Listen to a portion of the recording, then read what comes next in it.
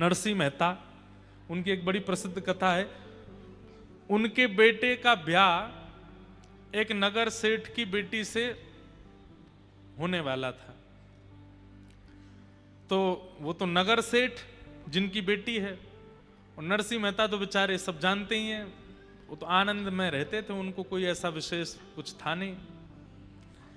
किसी ने जाकर के सेठ जी से कह दिया कि आप अपनी कम से कम बेटी का ब्याह पिता को अपनी स्थिति से श्रेष्ठ स्थिति में ही करना चाहिए, प्रयास करना चाहिए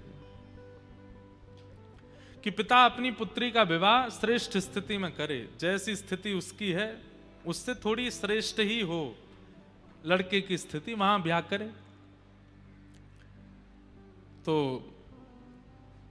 किसी ने जाकर के नरसिंह मेहता जी की शिकायत कर दी। शिकायत तो क्या मतलब, वास्तविकता बता दी। बोले आप अपनी बेटी का जहां ब्याह कर रहे हो, नरसिंह मेहता जी का बेटा, उनके यहाँ कोई इतनी ज्यादा कोई व्यवस्था नहीं है। हो सकता है कि बेटी को कई कई रात तो भूखा भी रहना पड़े, उनके यहाँ तो सामग्री भी नहीं होती, व्यंजन भी नहीं बनता, कैसे आपने अपनी बेटी का ब्याह वहां निश्चित कर दिया। तो पिता को बड़ी चिंता हो गई कि भाई मैंने तो बड़ी प्रशंसा सुनी थी। बोले कि संत महात्मा तो उन्हीं के गुण गाते हैं, उनसे सुन लिया होगा। अब क्या करें, रिश्ता तो पक्का हो गया। बोले रिश्ता सीधे मना कर दो। बोले सीधे मना करना अच्छा नहीं लगता है, तो क्या करें। बोले दूसरे तरीके से मना करो। बोले क्यों। इतनी व्यवस्थाएं उनको बता दो बारात में लाने के लिए कि वो अपने आप ही हाथ खड़े कर दें, वो कह दें कि मैं तो कर ही नहीं सकता।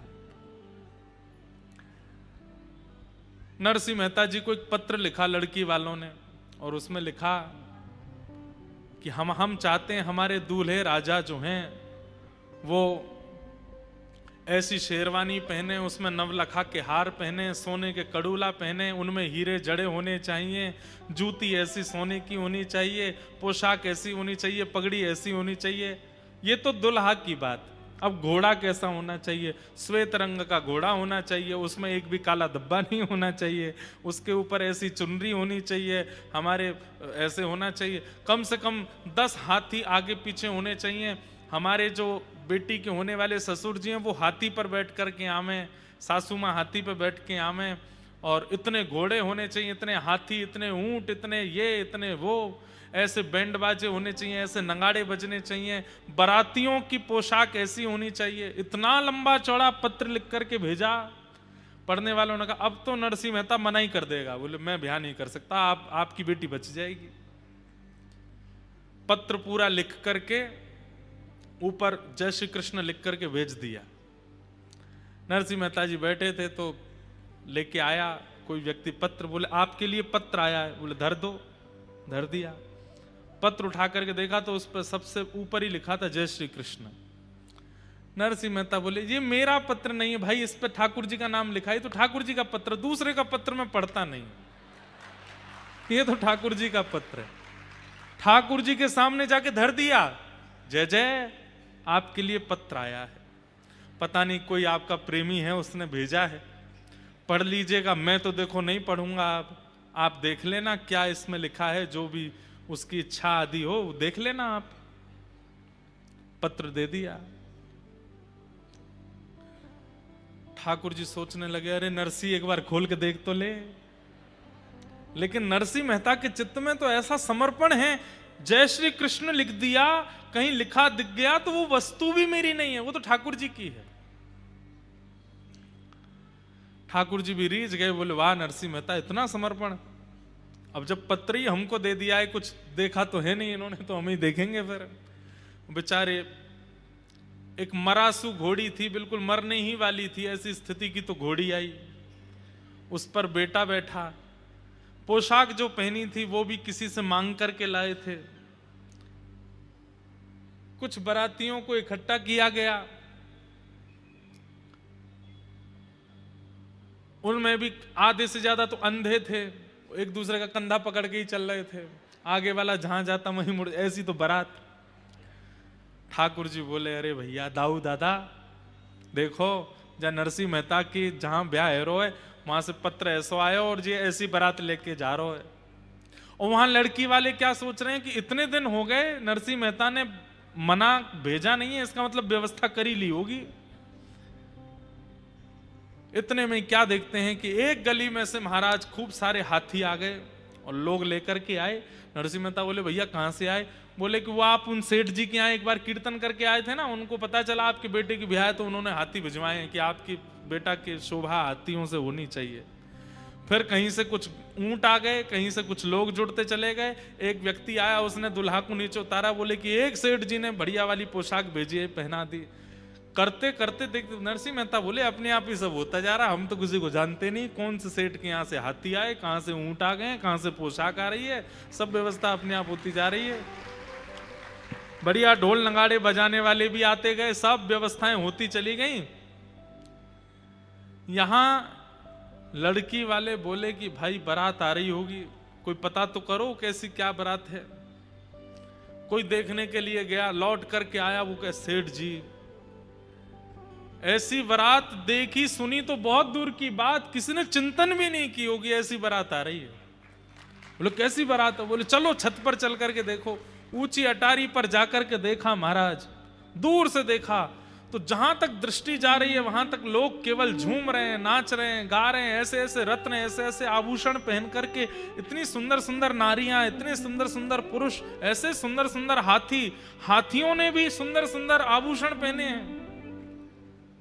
और तभी दृष्टि पड़ी तो क्या देखा, बारात में दुल्हा भी है, हाथी भी है, सब कुछ है, लेकिन बारात में सबसे आगे एक हाथ में सुंदर छड़ी लेकर के श्याम वर्ण के द्वारिकाधीश चल रहे हैं और दूसरी तरफ अपने हाथ में छड़ी लेके साक्षात श्री बलराम जी महाराज चल रहे हैं। नरसिंह मेहता को नहीं पता कि ठाकुर जी चल रहे आगे, उनको दिखाई दे रहे हैं। भैया हम में ऐसा समर्पण कब आवेगो? हम ये नहीं कहते कि भाई आप इस कथा को सुनने के बाद, इस बात को सुनने के बाद में जानबूझ करके ऐसा कुछ करो कि घर पे कोई पत्र आया था तो वो जरूरी आपने धर दिया ठाकुर जी के सामने, महाराज जी बता के गए थे कथा में। ये तो चतुराई है। नरसिंह मेहता चतुराई में नहीं कर रहे हैं, वो स्वाभाविक रूप से ऐसे हैं, स्वभाव ऐसा हो जाए। सुन करके नहीं करना है, स्वभाव को बनाना है। आजकल ऐसा होता है कि कथा सुनने के बाद में, सत्संग सुनने के बाद में व्यक्ति सुनी हुई चीजों को करने का प्रयास करता, अच्छी बात है, पर वो क्रिया शरीर में नहीं आनी चाहिए, वो आपके स्वभाव में आनी चाहिए, वो आपके विचार में आनी चाहिए। नरसिंह मेहता जैसा, मीराबाई जैसा, कुंभनदास जैसा, रैदास जैसा ये स्वभाव हमारे चित्त में बन जाए, वो व्यवहार में नहीं आए, व्यवहार में आवे, प्रक्रिया में नहीं।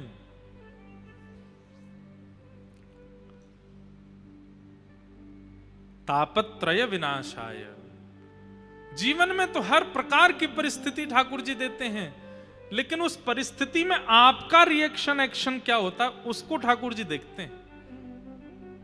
इसलिए उस समय सावधान रहो।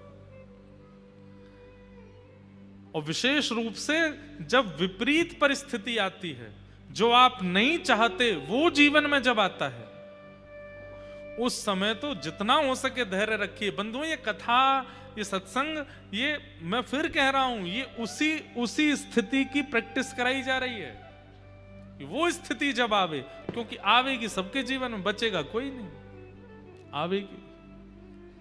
बस उस स्थिति में हम विचलित ना हो, परेशान ना हो, व्यथित ना हो।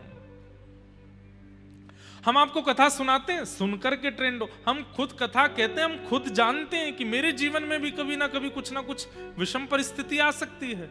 उस विषम परिस्थिति में मुझे क्या करना है? जो मैं बोल रहा हूं वही करना है, प्रसाद मान करके स्वीकार करना है, ठाकुर जी का प्रसाद है। आप देखेंगे विशेष रूप से जिस व्यक्ति का बहुत उचित निर्माण ठाकुर जी को करना होता है ना, उसी व्यक्ति को बार बार गिराते हैं, बार बार उसके जीवन में कुछ विपरीतताएं लाते हैं। हाँ, वो व्यक्ति अगर हार मान जाए तो वहीं रह जाता है, लेकिन हार ना माने, बस लगा रहे, धीमे धीमे धीमे धीमे धीमे एक स्थिति पर पहुंच जाता है।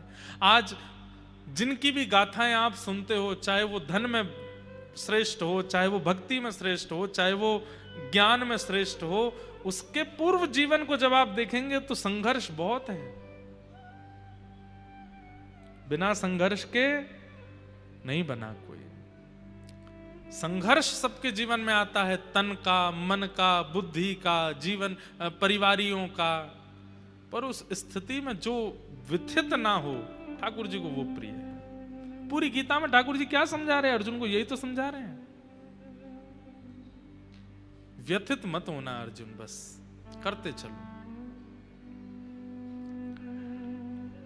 ऐसे श्री कृष्ण को हम बारंबार प्रणाम करते हैं, जिनके 3 रूप हैं, 3 गुण हैं और 3 प्रकार के दुखों से जो मुक्त करते हैं।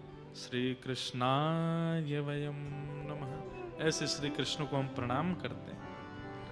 भागवत जी के महात्म्य में हम जल्दी जल्दी थोड़ा सुना देते हैं, फिर कथा को विश्राम की ओर प्रथम दिन के सूक्ष्म भाव को करेंगे।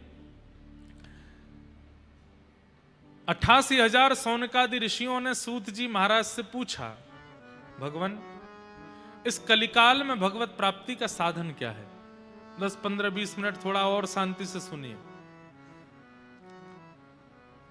आज बहुत देर से लोग बैठे हैं, हमें पता है थोड़ा विलंब तो हुआ है, लेकिन पहले दिन थोड़ी हमको छुट्टी सी दे दो, हमें कहने दो थोड़ी देर तक।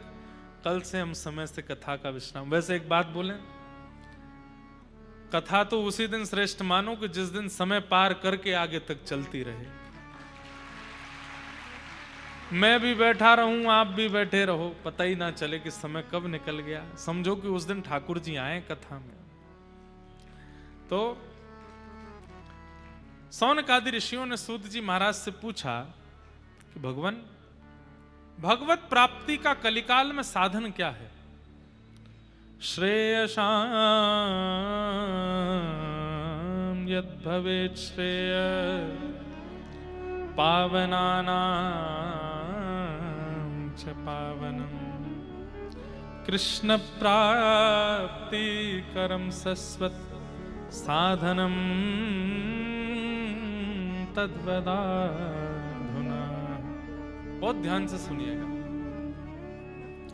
श्रेष्ठ से श्रेष्ठ, पवित्र से पवित्र भगवत प्राप्ति का साधन हमें बताइए। इस कलिकाल में कैसे मिलेंगे ठाकुर जी? ये प्रश्न किन्होंने किया? 88,000 सौनकादि ऋषियों ने सूत जी से किया।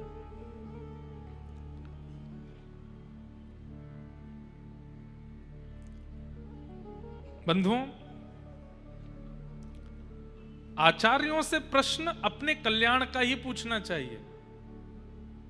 मेरा कल्याण कैसे होगा? धन कमा के होगा, ऐश्वर्य कमा के होगा, घर बना के होगा, सब सेटल करके होगा? कल्याण होगा कैसे? उद्धार होगा कैसे? कभी पूछा है? यहां पर कितने लोग बैठे हैं, हमसे तिगुनी उम्र के भी लोग हैं। इतना जीवन निकलने के बाद कभी स्वयं से पूछा कि हमारा उद्धार क्या है, हमारा कल्याण कैसे होगा?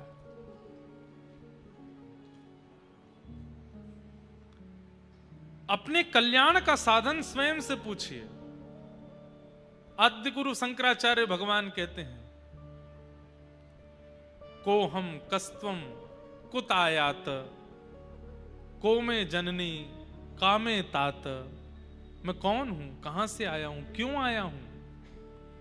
यह प्रश्न स्वयं से नित्य पूछा कीजिए। उद्देश्य क्या है मेरे जीवन का? धन कमाना उद्देश्य है तो दुनिया में बहुत लोग धन कमाते हैं। सुत दारा और लक्ष्मी पापी के भी होए, पापी भी धन कमाते हैं। यश कमाना अगर जीवन का उद्देश्य होता है तो रावण का यश, प्रभु श्री राम के प्रादुर्भाव के समय रावण का यश ज्यादा था। यश कमाना भी उद्देश्य नहीं हो सकता। उद्देश्य क्या है? स्वयं से पूछिए।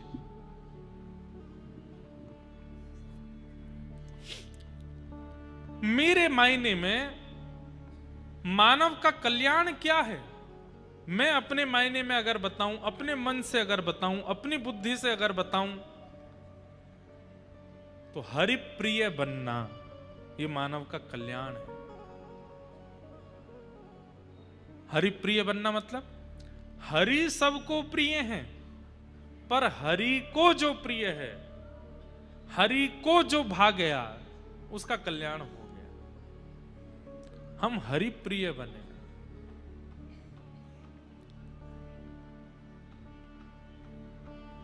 यही कल्याण का साधन है। सौनकादि ऋषियों ने सूत जी से कहा कि कृष्ण प्राप्ति कैसे होगी, कृपा कर हमें बताओ। तब सूत जी महाराज कहते हैं, कालव्याल मुखाग्रास त्रास निर्णास हेतवे श्रीमद्भागवतं शास्त्रम् कलौकीरेण भाषितम्। काल रूपी व्याल के मुख में, व्याल कहते हैं सर्प को, काल रूपी सर्प के मुख में हम आप सब लोग उसके ग्रास यानी कि भोजन बन करके बैठे हैं। जब काल चाहेगा तब हमको स्वीकार करके हमें नष्ट कर सकता है। वो नष्ट करे उससे पहले पहले भागवत जी का आश्रय ले लेना चाहिए, उसी से भगवत प्राप्ति होगी। काल का कोई भरोसा तो है नहीं, किसी के जीवन का कोई भरोसा तो है नहीं, ना मेरा भरोसा है ना आपका। आज पहले दिन की कथा आप सौभाग्य से सुन रहे हो, कल की सुन पाओगे नहीं पता हमको। मैं आज कथा कह रहा हूं, कल भी सुना पाऊंगा, इसका सब जानते हैं इस बात को, तो पूरा विश्व जानता है कि हमारे अगले क्षण का भी पता नहीं है। वही बात यहां कह रहे हैं कि काल रूपी सर्प अपना मुंह खोल करके बैठा है और उसका भोजन हम हैं। वो जब चाहे हम में से किसी को भी उठा सकता है। वो उठावे उससे पहले भागवत जी का आश्रय ले लो और भागवत जी में बताए गए मार्ग पर चल करके भगवत प्राप्ति कर लो। भागवत का मतलब क्या है? भगवतः प्रोक्तः उपाया आत्मलब्धये। ठाकुर जी स्वयं कहते हैं जिस मार्ग से मेरी प्राप्ति होती है वही भागवत है। जिन उपायों से मेरी प्राप्ति होगी जीवात्मा को वही भागवत है। बस उसका पालन करे, केवल सुने ना, केवल बैठे ना, केवल समय ना बर्बाद करे, केवल टाइम पास ना करे, सुने तत्श्रवण प्रपठन विचारण परो भक्त्या विमुच्चे नर।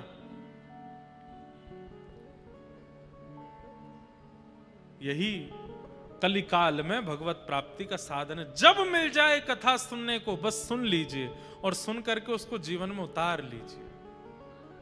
बंधुओं एक बात और बताएं, मान लीजिए कि कोई आचार्य चरण या कोई कथा वक्ता कोई बात कहते हैं कि भाई ऐसा ऐसा जीवन होना चाहिए, आप बोलो मेरी लाइफ में तो ये संभव ही नहीं है, कभी नहीं आ पाएगा वो गुण आपके अंदर। लेकिन चाहे कितना कठिन नियम वो बता दें, कितनी कठिन परिस्थिति वो बता दें, आपने मन में विश्वास कर लिया कि ये मुझे जीवन में लाना है,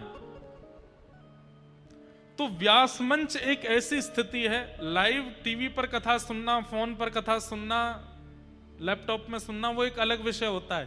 पंडाल में बैठ करके सुनने का मतलब पता है, यहां पर वक्ता के द्वारा बताया गया नियम, अगर श्रोता ने मन बना लिया कि ये नियम मुझको लाना है, तो व्यासपीठ के सामने बैठ करके जैसे ही आप व्रत धारण करोगे, व्यासपीठ उस व्रत को निभाने की सामर्थ्य भी प्रदान करती है।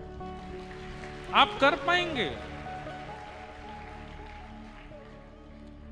यहां बैठकर के नियम धारण हो सकता है, फोन पर, मोबाइल पर, घर पर बैठ करके आप कथा सुन सकते हो, पर यहां बैठ करके व्यासपीठ के सन्मुख बैठ करके, व्यासपीठ का तात्पर्य क्या है? इससे बढ़िया तो मैं घर में, हमारे नीचे हॉल है, वहीं पर व्यासपीठ लगा लिया करूं और जिनको कथा करानी उनसे कहूं घर पे लगा लो टीवी, यहीं से लाइव आ जाया करूंगा, रोज सुन लो। पर हम वक्ता को अपने नगर में बुलाते हैं, व्यवस्था करते हैं, भागवत जी की शोभा यात्रा लेकर के आते हैं, अनुष्ठान में ब्राह्मणों को बैठाते हैं, पूजन करके, व्यास का तिलक करके, माला पहना करके, तब व्यास मंच उनको सौंपते हैं। कुछ तो प्रभाव होता होगा इस पंडाल का, इस व्यासपीठ का। यही प्रभाव है कि यहां व्यासपीठ का दर्शन करते हुए जब आप कथा सुनते हैं, जो आप संकल्प लेंगे, जो आप नियम धारण करेंगे, जो आप प्रण लेंगे, जो आप व्रत ले लेंगे, और जगहों पर या और स्थिति में करना दुर्गम हो सकता है, यहां सामर्थ्य भी मिल जाएगी, कर लोगे आप। इसलिए व्यासपीठ के सन्मुख बैठ करके सुनना ही बहुत बड़े सौभाग्य की बात है।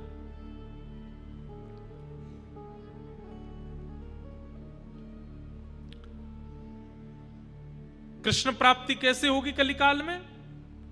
बोले बस काल आपको अपना आहार बनावे, उससे पहले पहले भागवत जी की सन्निधि ले लो। अब काल हमको कब अपना ग्रास बनाए ये हमें पता नहीं है, इसलिए हर क्षण बस भागवत जी को प्रदान करते रहो, उसी से ही भगवत प्राप्ति संभव हो सकती है। सौनकादि ऋषियों ने कहा कि भागवत की थोड़ी महिमा हमें बताइए। तब बताया कि नारद जी महाराज को सबसे पहले भागवत की कथा सनक सनंदन सनातन सनत कुमारों ने सुनाई। किसके लिए? भक्ति ज्ञान वैराग्य तीनों के लिए।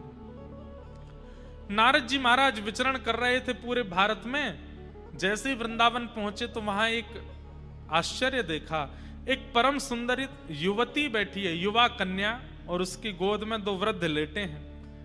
नारद जी बोले, युवा की गोद में दो वृद्ध, कौन है ये दोनों? तब उस युवा कन्या ने कहा, मैं भक्ति हूं और ये मेरे पुत्र हैं ज्ञान और वैराग्य। भक्ति सब करते हैं पर मेरे पुत्रों को अपने जीवन में आश्रय नहीं देते, इसलिए ये दोनों वृद्ध हो गए हैं। भक्ति सब करते हैं, मंदिर सब जाते हैं, शंकर जी पे दूध सब चढ़ाते हैं, पर दूध चढ़ाते क्यों हैं ये नहीं पता। क्यों चढ़ाते हैं दूध? क्यों चढ़ाते हैं पंचामृत शंकर जी पे? ठाकुर जी को पंचामृत का अभिषेक क्यों होता है? भगवान को तुलसी क्यों अर्पित की जाती है? इत्र नैवेद्य क्यों लगाया जाता है? अरे कहां तक कहें, दीपावली पर गणेश लक्ष्मी की पूजा क्यों होती है ये भी नहीं पता हमको। लक्ष्मी नारायण बैठते हैं साथ में, ये गणेश जी क्यों बैठे हैं यहां पर? अच्छा, हम तो मानते हैं कि राम जी आए थे इसलिए दीपावली मनाते, फिर लक्ष्मी जी की पूजा क्यों होती है? कुछ नहीं पता हम लोगों को। केवल भक्ति कर रहे हैं, भक्ति के पुत्र ज्ञान को पीछे छोड़ दिया है। वैराग्य को तो हम सोचते हैं कि शायद घर छोड़ना ही वैराग्य होता है। नहीं, वैराग्य का मतलब घर का त्याग नहीं होता। वैराग्य का मतलब विषय वस्तु के प्रति आसक्ति का त्याग। भाई, आपके सामने भी बहुत व्यंजन प्रस्तुत किए गए हैं, खाने के, पीने के, देखने के, उपभोग करने के, पर उन वस्तुओं के सन्मुख होते हुए भी आप अपना मन उन पर ना ललचाने देना, इसको वैराग्य कहते हैं।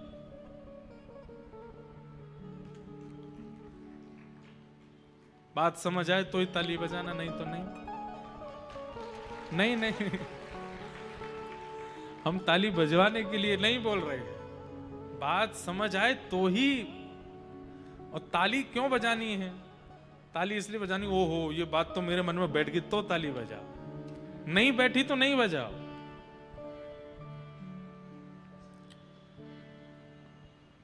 किसी व्यक्ति के सामने सब कुछ रख दिया गया, खाने की भी वस्तु है, देखने की भी वस्तु है, स्पर्श की भी वस्तु है, उपभोग की भी वस्तु है, वासना की भी वस्तु है, सब कुछ सामने है, लेकिन सब कुछ सामने होते हुए भी अपने मन पर वशीकृत करके हुए बैठा है, ये वैराग्य है। कई बच्चे आते हैं कथा में और वो उन बच्चों से जब पर्सनली मिलो तो वो लोग कहते, मैं कहता हूं अच्छा कुछ गलत तो नहीं करते यूनिवर्सिटी कॉलेज में? नहीं महाराज जी हम तो नहीं करते। सही से बताओ, कसम है तुमको? रोज तो नहीं करते महाराज जी, पर क्या बताएं, संगत ऐसी मिल जाती है ना, कभी कभी कोई पार्टी हो जाती है, कभी रात में कुछ होता है, कभी स्कूल कॉलेज में यूनिवर्सिटी में कोई फेस्टिवल हो जाता है, तो महाराज जी अब 100 बच्चे करें हम नहीं करें तो फिर दिक्कत होती है, इसलिए उनके साथ कर थोड़ा बहुत कर देते हैं। यहीं तो आप फिसल गए। भाई हम मानवों पे नाटक करना बहुत अच्छा आता है। हम लोग नाटक करने में इतने निपुण हैं कि एक्टर्स को भी फेल कर सकते हैं हम, पर वो सारे नाटक हमारे वहीं होते हैं जहां हमारी इच्छा होगी। जहां हमारी इच्छा नहीं है वहां हम लोग ऐसे दीन दुखियारे बन जाते हैं कि अरे क्या बताएं इन लोगों के बीच में हमको करना पड़ गया। नहीं, विषय वस्तु असंख्य प्रकट हो जाए सामने, लेकिन आपका मन विचलित ना हो, इसको वैराग्य कहते हैं। हम ऑस्ट्रेलिया भी जाते हैं, हम अमेरिका भी जाते हैं, हम कथा करने के लिए इंग्लैंड भी जाते हैं, हम कथा करने सारे जहां पर विषय वस्तु चुटकियों में मिलती है वहां जाते हैं। पर वहां जाकर के भी अगर विषयों का प्रभाव हमारे ऊपर हो गया तो हम काय बात के कथा वक्ता। हमको लोग बड़ी गाड़ियों में भी बैठाते हैं, हमको लोग चार्टर हवाई जहाज में भी बैठाते हैं, हमको हेलीकॉप्टर में भी बैठाते हैं, लेकिन इन विषय वस्तुओं का भी प्रभाव यदि जीवन पर हो गया तो हम काय बात के वक्ता। हर परिस्थिति में जाइए, पर उस परिस्थिति को अपने ऊपर आने मत दीजिए, हावी मत होने दीजिए, इसी को वैराग्य कहते हैं। और क्षमा कीजिएगा, भक्ति जीवन में है लेकिन वैराग्य नहीं है, भक्ति जीवन में है ज्ञान नहीं है, तो भक्ति प्रसन्न नहीं रह पाएगी, क्योंकि उसके पुत्र हैं दोनों, और बिना पुत्र के मां खुश कैसे रहे। श्रीमद् भागवत उचित ज्ञान और उचित वैराग्य पुष्ट करती है जीवन में।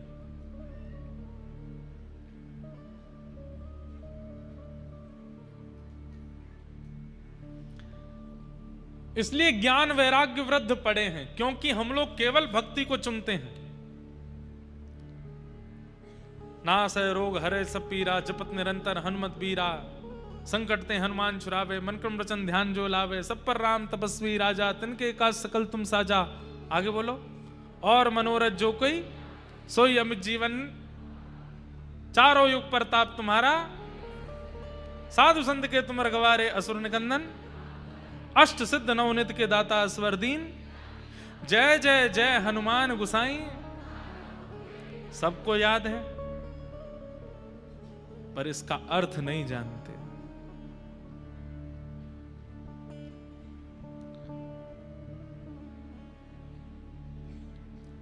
श्री गुरु चरण सरोज रज, निज मन मुकुर सुधार। इसका स्पष्ट अर्थ अगर कोई मंच पे आके बता दे, 20 रुपए दूंगा मैं उसको।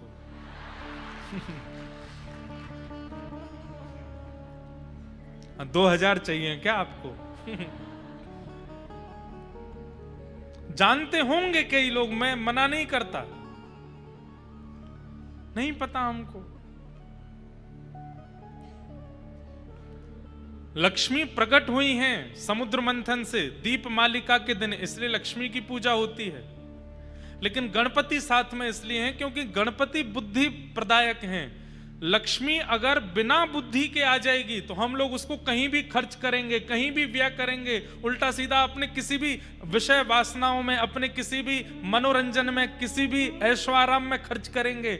इसलिए गणेश जी की पूजा साथ में होती है कि हे गणपति, ये लक्ष्मी जीवन में आवे, आप बुद्धि देना कि इनका कहां व्यय करना चाहिए, कैसे इनको रखना चाहिए, कहां इनको, इनसे, इनके द्वारा हमारे जीवन में कोई विघ्न ना हो जाए। क्योंकि लक्ष्मी अतीत में आती है तो फिर व्यक्ति सोचता है कहीं भी लगाओ, कुछ भी करो, जीवन के जितने विषय हैं सब जीवन में आने चाहिए। इसलिए गणेश जी की पूजा होती है कि हे गणेश जी, आप मेरी बुद्धि को, आप मेरे मन को, आप मेरे हाथों को, मेरे कानों को वशीकृत करके रखना, कहीं अति लक्ष्मी आने पर मैं विचलित ना हो जाऊं। गणेश जी की पूजा होती है। बिना ज्ञान के, बिना वैराग्य के अगर आप भक्ति मार्ग चुनेंगे, भक्ति प्रसन्न नहीं रह पाएगी। इसलिए वो ज्ञान नहीं चाहते हम जो रावण के पास है, वो वैराग्य नहीं चाहते हम जो जड़ भरत को हुआ है। हमें वो ज्ञान और वो वैराग्य चाहिए जो व्रज की गोपियों के पास है। वैराग्य है तो ऐसा है कि 6 किलोमीटर दूर मथुरा में कृष्ण हैं, फिर भी मिलने नहीं जाती हैं। और ज्ञान है तो ऐसा है कि वृष्णि नाम प्रवरो मंत्री, कृष्णस्य दयितस् सखा शिष्यो बृहस्पतिर साक्षात। उद्धव बृहस्पति का शिष्य, जिसकी लच्छेदार वाणी जब निकलती है तो श्री कृष्ण भी सुनते हैं। उस उद्धव को 6 महीने तक बोलने नहीं दिया ब्रज की गोपियों ने। ज्ञान हो तो ऐसा, वैराग्य हो तो ऐसा,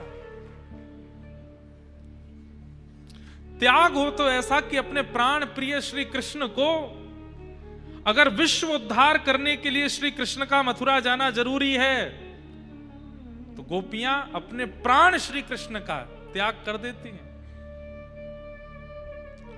भगवान श्री कृष्ण अपनी इच्छा से मथुरा नहीं गए, गोपियों ने भेजा है हमारे उद्धार, हमारे कल्याण के लिए। जब अक्रूर जी ने कह दिया कि अगर कृष्ण केवल वृंदावन में रहेंगे तो आपका उद्धार होगा, लेकिन ये यहां से निकल के बाहर जाएंगे तो पूरे ब्रह्मांड का कल्याण होगा, तब गोपियों ने कहा ठीक है, अगर हमारे प्राणों के हमसे दूर जाने से विश्व का कल्याण होता है तो ले जाओ। कृष्ण नहीं गए हैं, गोपियों ने भेजा है कृष्ण को, जाइए गीता का ज्ञान प्रवाह कीजिए, जाइए उद्धव गीता को प्रकट कीजिए, जाइए अपने ब्रह्म ज्ञान से पूरे विश्व का कल्याण कर दीजिए। नहीं तो गोपियां अगर आंख भर के ठाकुर जी को देख लेती और कहती खबरदार वृंदावन से एक पैर भी बाहर आगे रखा तो। रसखान कहते हैं ताही अहीर की छो हरिया छचिया भरी छाछ पे नाच नचायो। छचिया किसको कहते हैं? हाथ ऐसे करो, ये बीच में जो गड्ढा बना ना हाथ में, इसको छचिया बोलते हैं। क्या बोलते हैं? इसमें छाछ भर लो, कितनी छाछ रुके कि यहां बीच में बस रुक जाए, इतनी छाछ के पीछे, इतनी छाछ हाथ में लेकर के गोपियां कहती लाला पिएगो? ठाकुर जी के यहां पीऊंगो, पहले नाच के दिखा। त्रिलोकीनाथ ब्रह्मांड नायक जिनकी भ्रकुटी टेढ़ी करने से भूचाल आ जाता है पृथ्वी पर, वो छचिया भर छाछ के लिए गोपियों के आगे नाचते हैं। ये रसखान कह रहे हैं। गोपियां अगर कह दें श्री कृष्ण को मथुरा नहीं जाना है, कितने भी बड़े परमात्मा हो नहीं जा सकते थे, गोपियों की इच्छा से ठाकुर जी गए।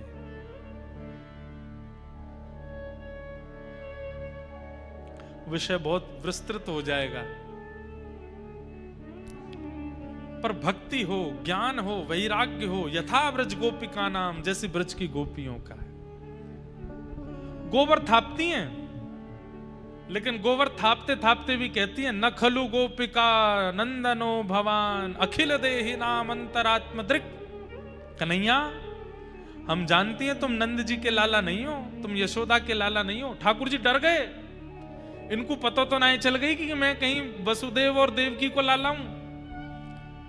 गोपियां ठाकुर जी बोले तो फिर मैं कौन को लाला हूं?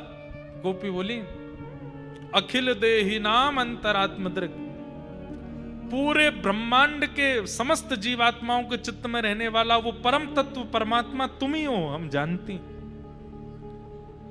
ठाकुर जी बोले इनको तो पता है कि मैं परमात्मा हूं, इनको तो पता है कि मैं ईश्वर हूं, फिर भी मेरे साथ ऐसी बाल लीला कर रही है। ठाकुर जी तो गोपियां बोली नाटक करना आप पे ही आता है क्या? हम पे भी आता है। अगर आप बालक बने हो तो हम भी आपके साथ बाल भावी रखते हैं, बाकी जानती हम सब हैं कि आप कौन हो। अद्भुत है। तो इसलिए भक्ति में ज्ञान और वैराग्य दोनों चाहिए, पर कितने? अति ज्ञान भी नहीं, अति वैराग्य भी नहीं, केवल उतना ही जितना भागवत जी में है। ज्ञान कितना चाहिए कि सही गलत की पहचान, और वैराग्य कितना चाहिए कि सामने कोई भी विषय वस्तु आ जाए मन विचलित ना हो, इतना वैराग्य। बस इसके सहित जब भक्ति में आएंगे ठाकुर जी मिल जाएंगे। तब भक्ति ज्ञान वैराग्य के वर्धन के लिए नारद जी महाराज ने भागवत की कथा कराई। किसने की? सनक सनंदन सनातन सनत कुमारों ने। उस कथा में आते ही भक्ति ज्ञान वैराग्य दोनों पुष्ट हो गए, और श्रीमद् भागवत जी की कथा से ज्ञान वैराग्य की पुष्टि हुई। आत्मदेव नाम के ब्राह्मण थे, धुंधुकारी उनका एक पुत्र था, महान दुष्ट था। उसके दूषित कृत्यों के कारण मां ने प्राण त्याग दिए, पिता ने घर छोड़ दिया। माता पिता को कष्ट पहुंचाने के कारण बालक को मृत्यु के बाद प्रेत बनना पड़ा। ये बात याद रखिएगा बंधुओं। हम बच्चों को तो बहुत समझाते हैं, पर आजकल माता पिताओं को भी समझाने की बहुत जरूरत हो गई है। माता पिता भी बड़े विचलित होते जा रहे हैं हमारे भारत के। बच्चा धुआं उड़ाता है, उससे दिक्कत नहीं है।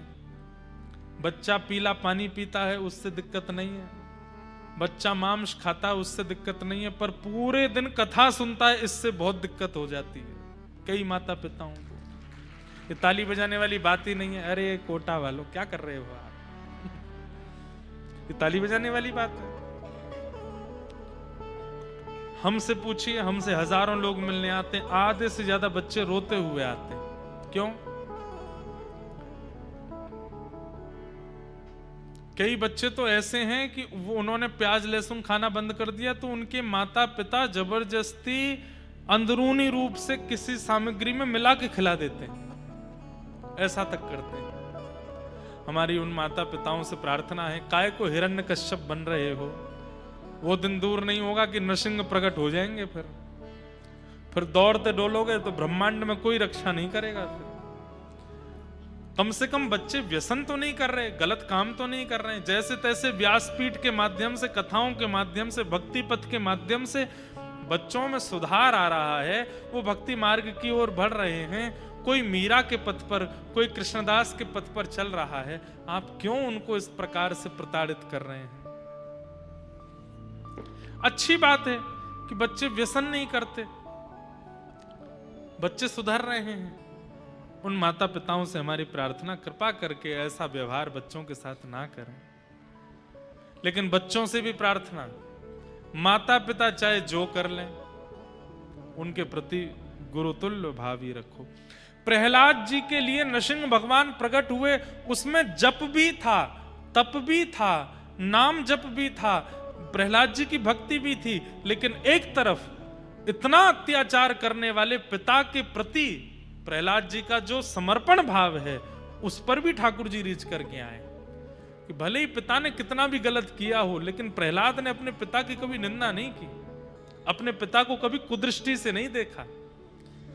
हिरण्यकश्यप लात मारते हैं, हिरण्यकश्यप गालियां देते हैं, हिरण्यकश्यप मरवाने के लिए तैयार करते हैं, पर नित्य प्रहलाद जी का नियम है, सुबह उठते ही स्नान ध्यान करते ही सैनिकों से कहते हैं, एक बार पूज्य माता जी और पिताजी के चरण स्पर्श करा लाओ। हाथ में हथकड़ियां हैं, पैरों में बेड़ियां हैं।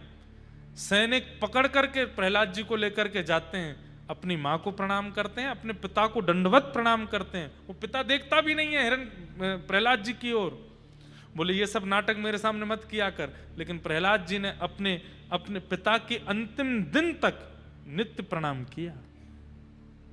मेरे पिता चाहे जैसे हों, इनकी वजह से मैं हूं, रोज प्रणाम करते हैं। ठाकुर जी इसलिए भी प्रकट हुए कि प्रहलाद की अपने मातृ पितृ के प्रति भक्ति तो देखो कैसी है।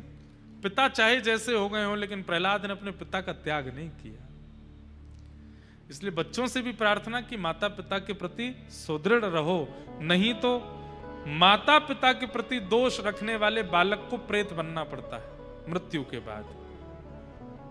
धुंधुकारी बने, तब धुंधुकारी के उद्धार के लिए भागवत जी की कथा श्री गोकर्ण जी महाराज ने की।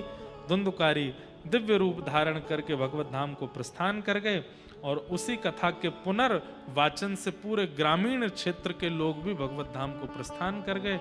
इस प्रकार भागवत जी का महात्म्य सुनाया गया। ऐसे भागवत जी को हम प्रणाम करते हैं, वंदन करते हैं। बोलो भागवत महापुराण की।